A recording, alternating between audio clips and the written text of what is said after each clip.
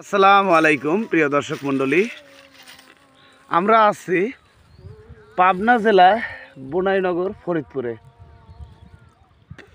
তে এখানে আমরা অনেক পরিমাণ চারা দিছিলাম। আমাদের যে লম্বা জাতের পটল এনারা মাটিতে চাষ করেছে, এখানে আমরা পরিদর্শন করতে আসছি। দেখেন কি পরিমাণ পটল ধরেছে, সেটা চোখে না দেখলে আসলে বিশ্বাস করার মতো না। পরতে পরতে পড়ে আছে।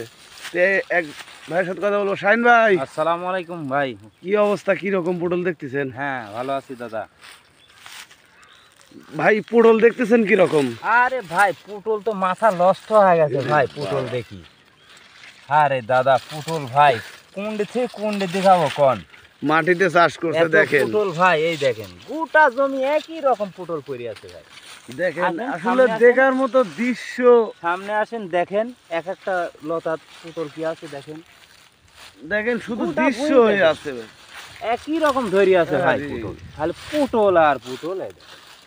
আসলে আমি বাংলাদেশের যত জেলাতেই পটল দিয়েছি, কারণ পুরুষ এবং মহিলা আলাদা আলাদা করে দিয়েছি। দেখেন আসলে এটা বিশ্বাস করার মতো নাই। প্র্যাকটিক্যালি আপনারা সরজমিনে যদি এসে দেখেন তাহলে হয়তো বিশ্বাস করতে পারবেন যে না, এটি বাস্তব।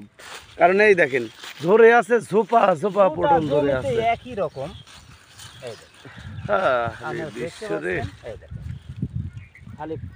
আমাদের এই হাইব্রিড জাতের পটল খালি মাছাতে না, মাটিতেও দেখেন পর্যাপ্ত পরিমাণ ধরে আছে। ভাই একই রকম ধরেছে, পটলের অভাব নেই।